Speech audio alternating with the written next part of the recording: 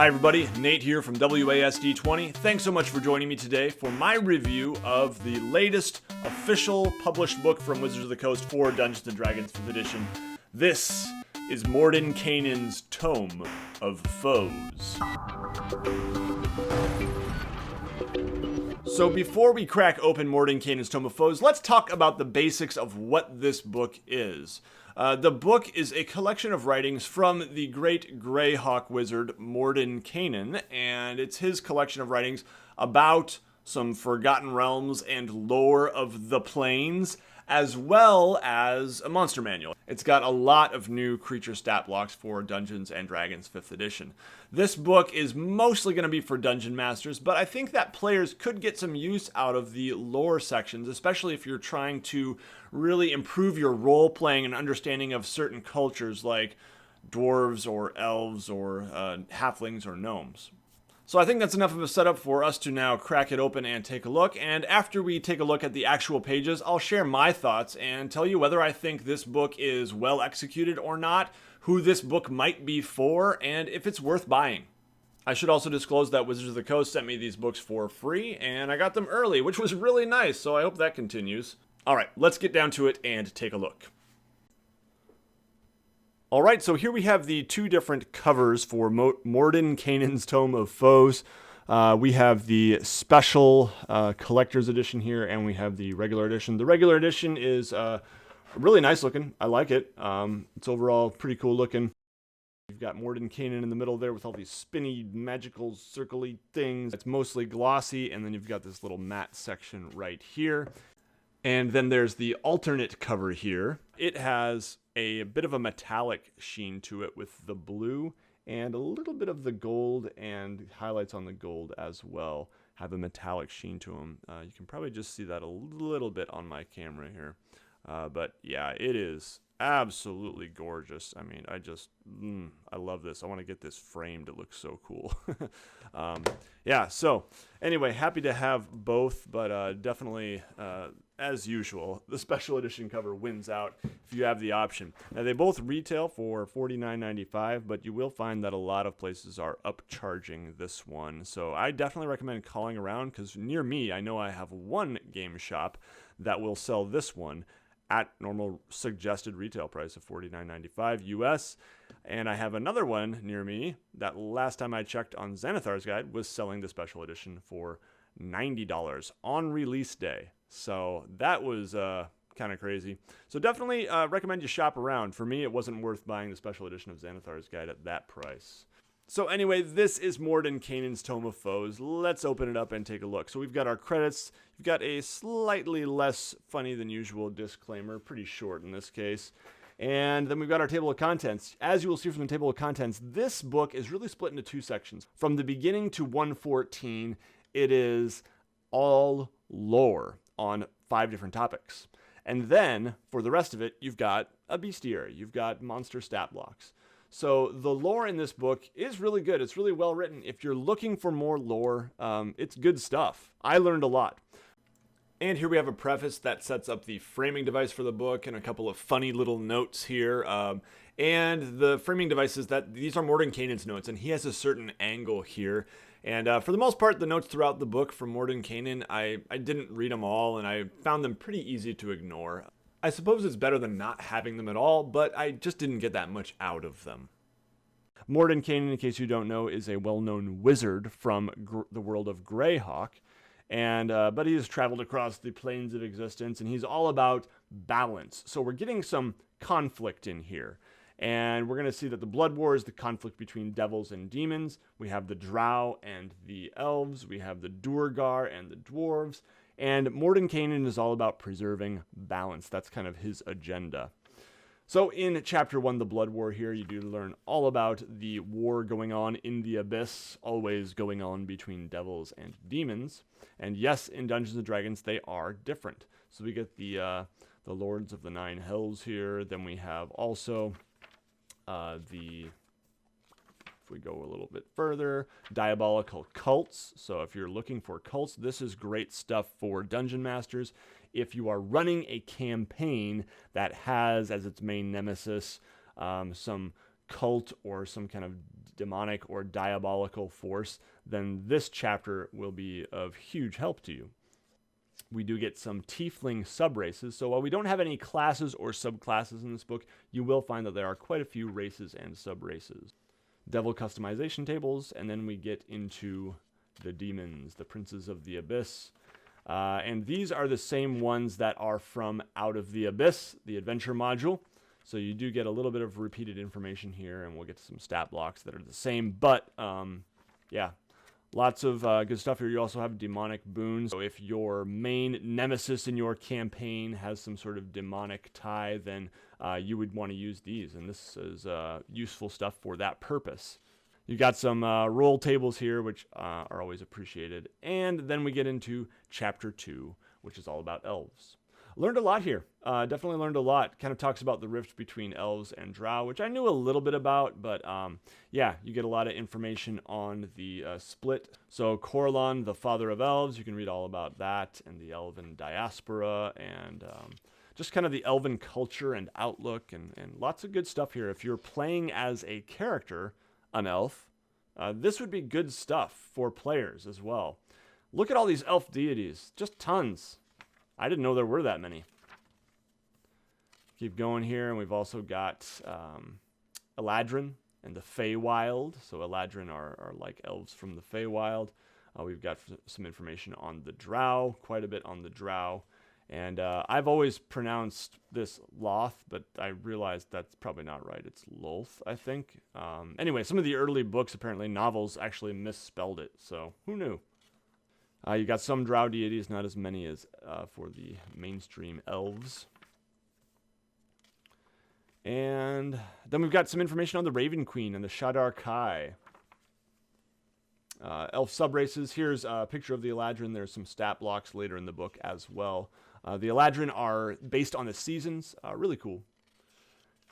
Elf tables. So yeah, that's the chapter on elves. That takes us to page 65, which is all about Dwarves and Duergar. I'm going to skip through this one fairly fast. It's got more of the same stuff that we saw with the elf chapter, which, you know, is all about the history of the rift and the conflict between Dwarves and Duergar, all about their culture, deities, lots of good stuff if you are trying to roleplay a dwarf. Or if you're a game master wanting to run a dwarven-themed campaign.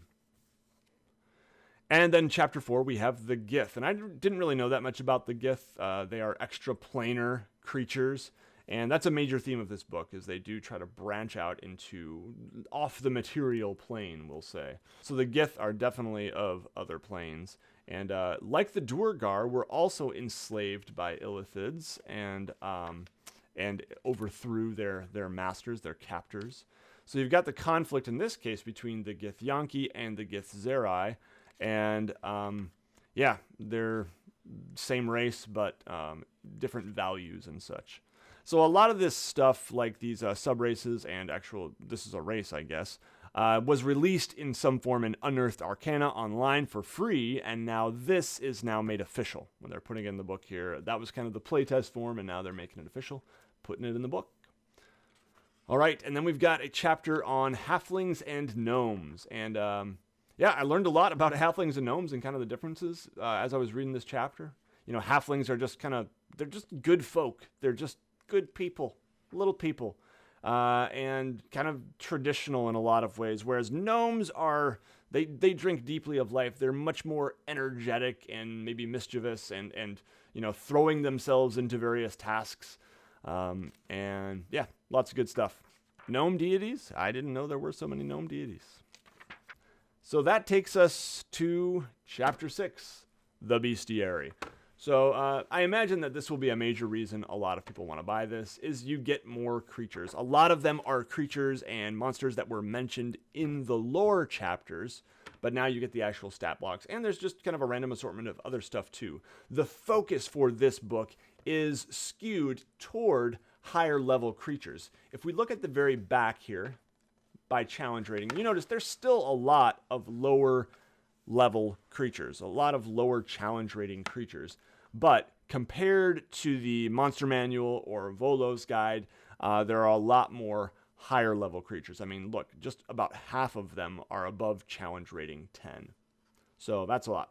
So we're going to flip through fairly quickly here, but all kinds of fun creatures. I'll be skipping some pages. Look at this, Cadaver Collector, just colorful creatures. You've got some constructs here.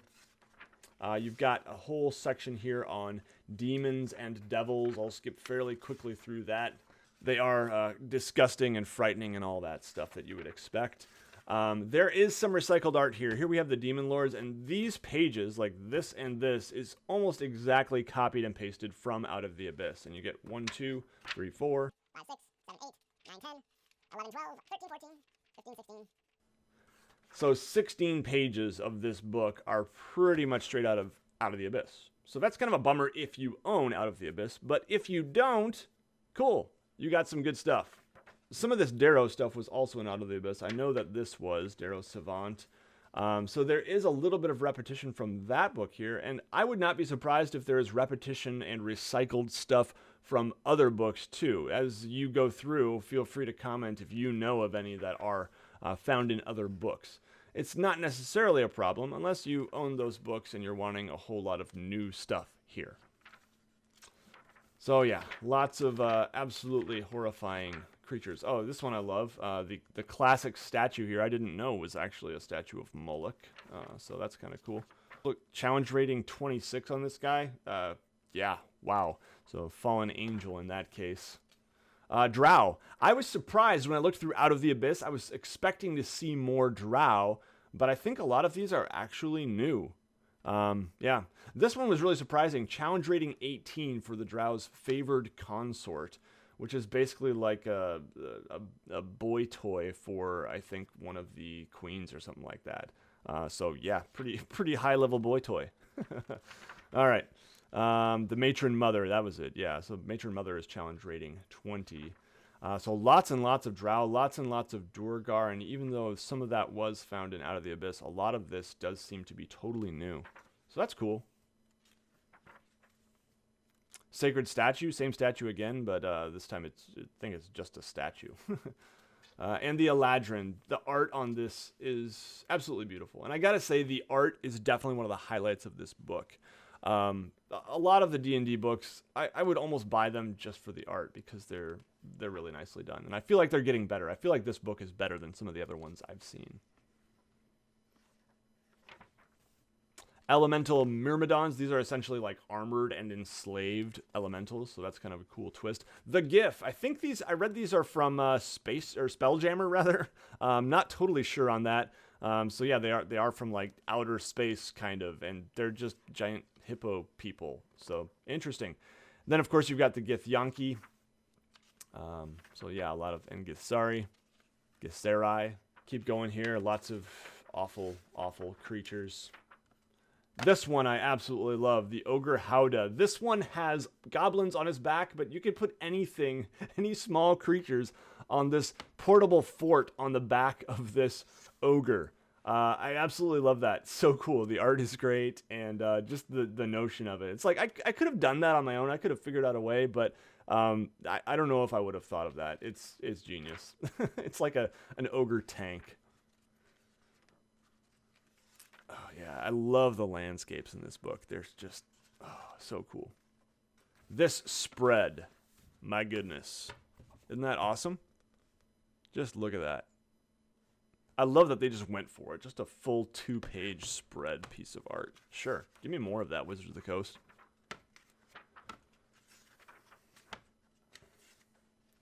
So we're getting toward the end of the creatures here. You do have the Tortle, which was released as a playable race, but now you have it as a in its creature form as well. And yeah, just lots and lots of cool monsters. Total of about 130 pages, I think, of monsters. So quite a bit.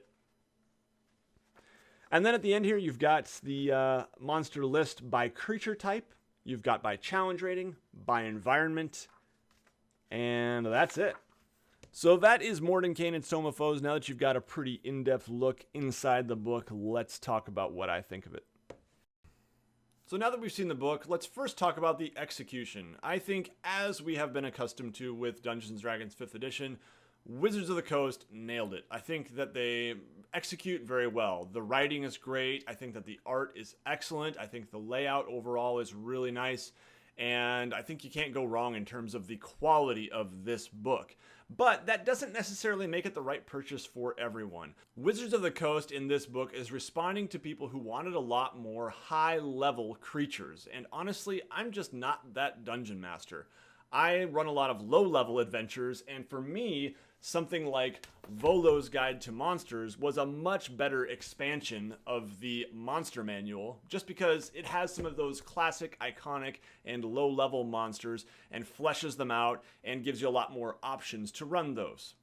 However, if you do want more of these higher level creatures, then I think this is definitely a book you'll want to check out. It also expands into other planes a lot more than other books do, and that's something a lot of people are going to like. And if you're a dungeon master who's running a campaign that is in one of these early sections that cover the lore, I think that this would be really, really helpful if you're not really into world building that stuff yourself. If you're a player, I would say this is probably a pass. I think you would get a lot more out of a book like Xanathar's Guide to Everything. The only exception to that, I would say, is if you're playing an elf or a dwarf or one of the other little folk, then I would say those chapters are really good, and it just depends how much you value that. Is that worth paying $30 or $50 for? I guess that's up to you. So to reiterate once again, Mordenkainen's Tome of Foes nails it in terms of the execution. It's a very high quality book. But personally, I'm not sure this book is for me. I think that personally I would pass because I run a lot of low-level campaigns, and I really just don't take the time to read a lot of lore. I enjoy it when I read it, but I just don't end up reading most of it. All right, thanks so much for joining me for this one, guys. I would love to hear from you down in the comments below. If you have any questions about anything you saw here, definitely put those down there. If you own this book, I would love to hear your thoughts on it as well. And lastly, before we go, I want to thank my patrons. Patrons are people who are monthly contributors to this channel. Actually, during the production of this video, I busted a webcam. It totally shorted out, and I had to go buy a new one. And thanks to my patrons, that is not such a stressful thing for me. So thank you guys for supporting the channel and doing all that you do. And thanks to the rest of you for watching this. Everybody take care. You'll see me again very soon.